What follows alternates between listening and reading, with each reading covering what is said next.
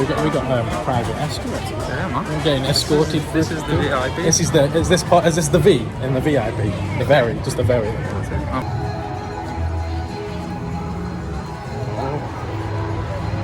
Separate outside areas. Yeah. We've got this one here, which is what we call Enclosure A. Yeah. Enclosure B, which is the biggest one where the pond. And that's on the other side of the bridge, isn't it? That's right. Yeah, just on the other side of this bridge there, and then on the other side of the ride in that direction is Enclosure C. So yeah, the 3 separate areas.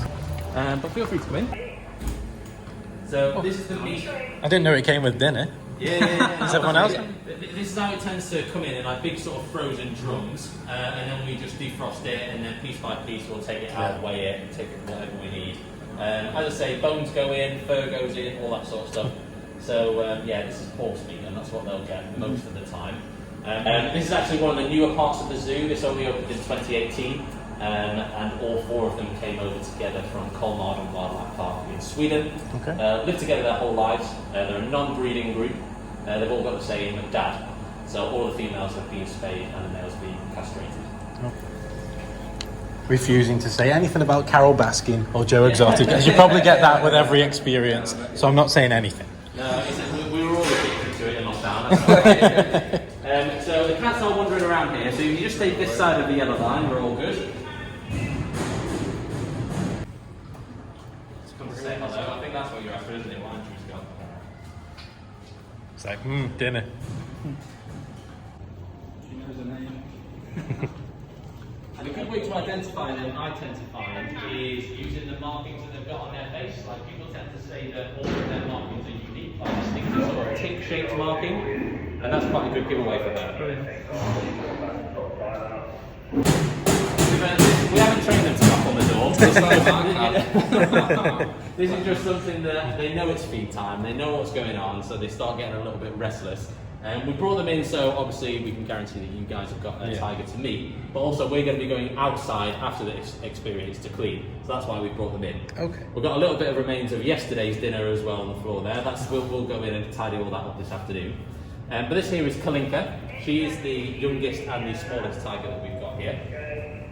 And a lot would argue that she's got the biggest personality as well. She's quite independent, she's quite lively, quite boisterous, certainly compared to the others. And you're just waiting for the food now, aren't you? And you're letting us know about it. She'll touch again. What do you think? Okay? Good girl.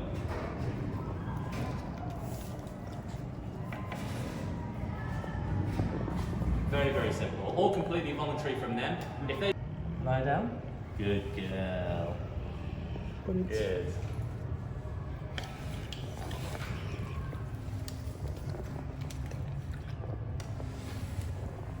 So this is exactly the sort of stuff that we do them pretty routinely. And once they start, they don't want it to stop. Yeah. Where you going? Open? Open? Good girl. And then by feeding them these small chunks of meat, that's good as well, because when we have to medicate them, more often than not, it's in tablet form, and we can just give them individual tablets and individual bits of meat. Okay. So just having them used to eating food like that, they don't think, oh, this is weird, and then they kind of get suspicious and they won't eat it. Well, just through the mesh, she'll take it off you. Sit. Perfect.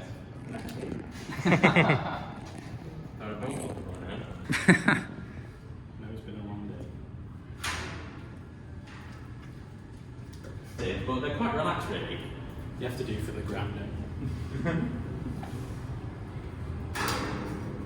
If you think that tigers, a very key survival tool for them is to be stealthy and to not be seen, which is why naturally you find they're a lot quieter, whereas the lions are very bolshy. Instantly interested, though. Give her a little feed if you like.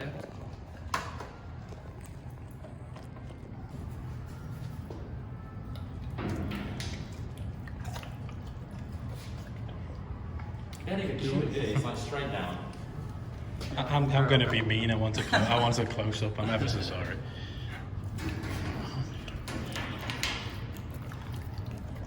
And even by getting them to stand up on the mesh like that, it's not something that we sort of do, you know, just because it looks cool. It allows us to have a good look at her belly, to have a look at her front paws. The paws are quite a common area for injury. Like quite often, if they've had a bit of a scrap, they can like pull their claws out. You have to make sure, obviously, they're not getting infected. But if these guys were to ever breed, as I say, unlikely to happen here because we're a not breeding group. But having them doing this, you're able to see if they're lactating properly, things like that. So it is important that you're able to check their bellies.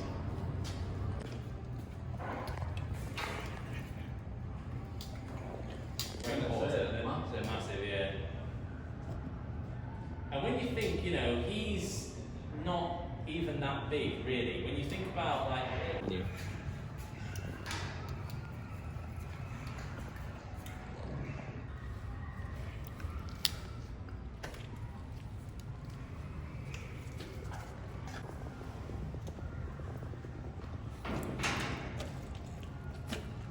Another good one with her, a lot of the other keepers, it's funny, we all have quite a round face. It's like these little ways that, it's funny, when they first arrived, They all look the same. they all look the same.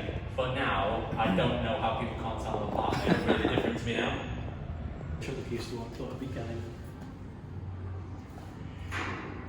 So quiet, aren't they? Yeah. It's like really gentle. They're really sort of...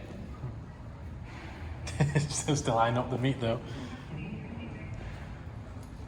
So yeah, as you saw earlier, those bigger pieces of meat are hanging up in the fridge. Side, we'll clean the windows, get rid of any of the old meat, put out some fresh food, and then let them out again.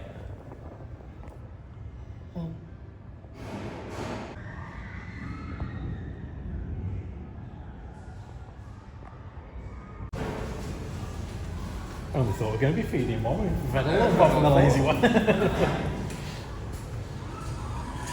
Should just call that one Sean. It's the lazy one. It doesn't do much. Just...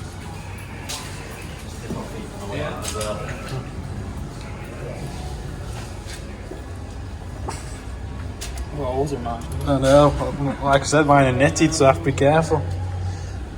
That was a cool, very cool experience. If you're ever down here, you should do that. When someone asks me, have you got any questions? Normally I've got questions. I had nothing to ask. My mind just went completely blank. But highly recommend the VIP experiences. I was Sean Evans. You've been watching Lift Hills and Thrills. Probably need a drink to just process what's just happened. That was really cool. I love that. See you in the next one. Bye.